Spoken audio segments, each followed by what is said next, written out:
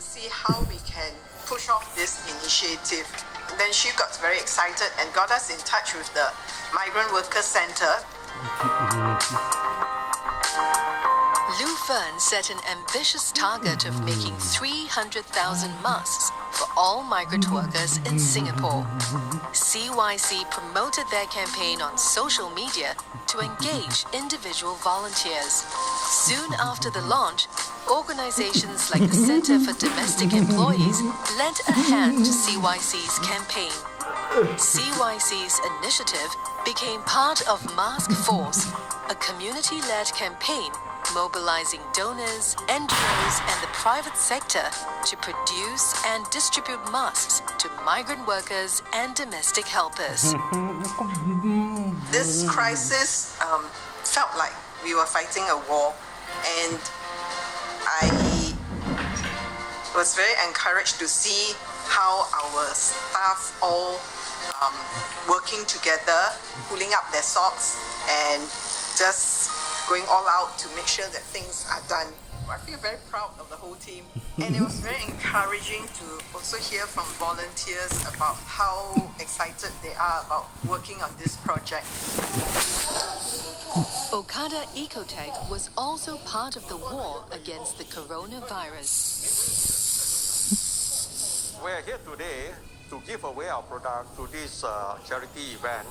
The organizing committee, Keeping Hope Alive, is helping to clean up senior citizens here, because a lot of them are left alone during this pandemic period, and no one is allowed to come and see them and things like that. So right now, the entire unit apartment is quite unclean. So what they do is that they help all those old folks to clean up the environment. During phase 1, we have contributed to the Salvation Army and also the Senior Daycare Center as well.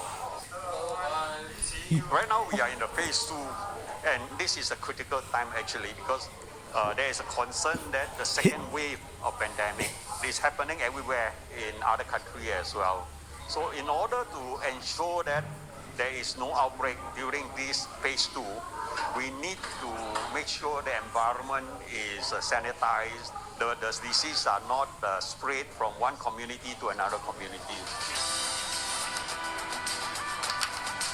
COVID-19 has stretched most companies to their absolute limit. But it's during these tough times that remarkable stories about strength and resilience are born.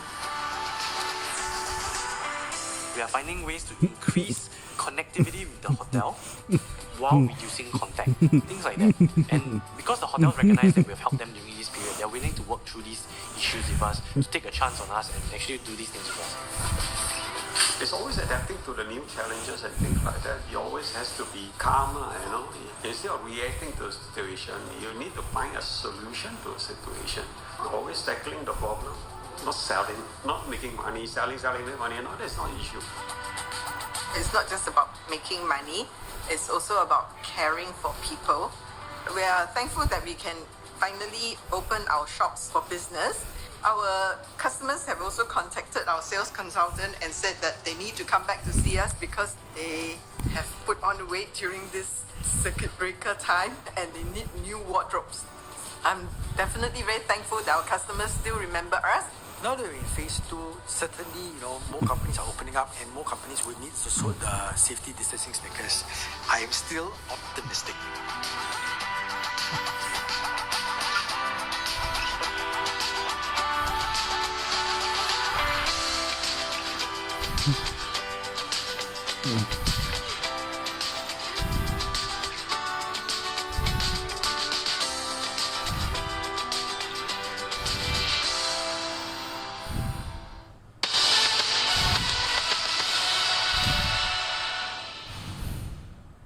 CNA Leadership Summit. Presenting partner, Daikin. The human cost of the climate crisis will become even greater. A timely conversation on one of the biggest challenges facing the world today. Climate change will affect every single person. A leadership summit is imperative. In order to bring various leaders together to start thinking about sustainability. Observing stringent safety measures, business leaders and decision makers gathered physically and virtually to discuss collective actions for a green recovery. The message delivered was one of hope, that there are many solutions out there for climate change. A big thank you to all the panellists and participants at this year's CNA Leadership Summit. Organised by MediaCorp. Official car partner, BMW. Official partner, RBC, Royal Bank of Canada. But the U.S. has made great strides in its COVID-19 inoculation campaign, but some experts say reaching herd immunity may be unattainable because of continued vaccine hesitancy. Case in point, Philadelphia, less than half of the city's 18 and older population has received at least one dose, and the numbers are even lower in minority communities. That story on your next Asia First.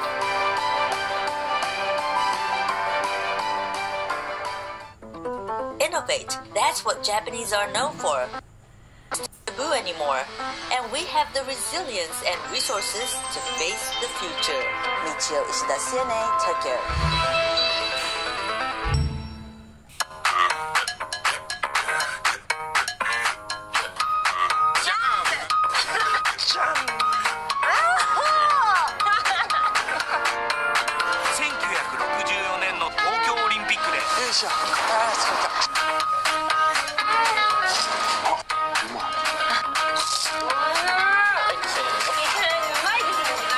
Japan Hour, Saturday on CNA.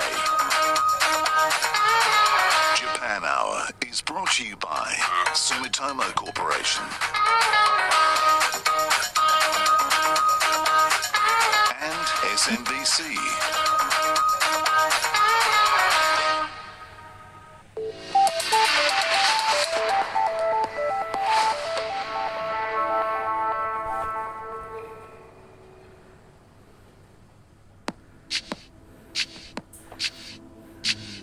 As I live my life, I am increasingly surprised by my strength, my determination, by the power of my beliefs.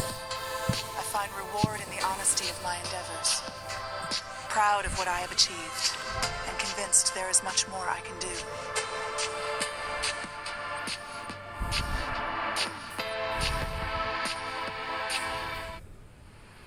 This is Asia Tonight.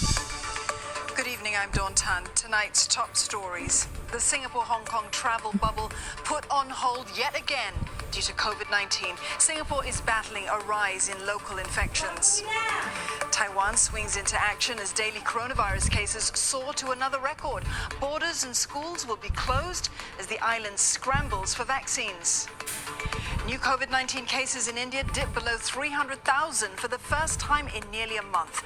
But another threat is on the way. The most intense cyclone in 2 decades is roaring up the west coast. A coronavirus explosion in Thailand. Daily infections quadruple to more than 9,600 as prison clusters drive the spread. The coronavirus can spread through the air. Authorities come to accept what researchers have claimed for over a year.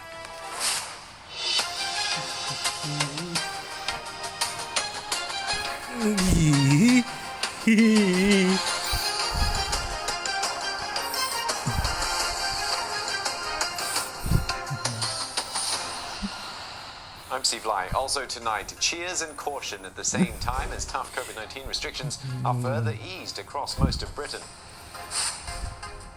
And parents in Singapore scramble to make childcare arrangements before home-based learning kicks in again. I'm Eugenia Lim with your Asia Business Update, Indonesia's multi-billion-dollar tech merger. Plus, fewer new private homes sold in Singapore, and that number is expected to fall because of new COVID-19 restrictions.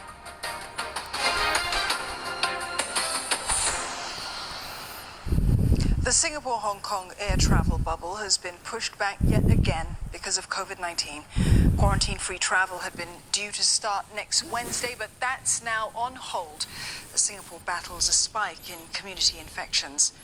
With unlinked cases increasing over the past week, Singapore is unable to meet the criteria to launch the bubble.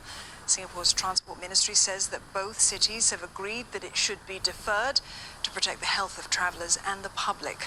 But there's still a strong commitment to launching that air travel bubble safely. There'll be a review closer to mid-June when Singapore's month-long period of tightened measures is set to end. Singapore and Hong Kong had previously said that the air travel bubble would be suspended if the 7-day moving average of unlinked community cases in either city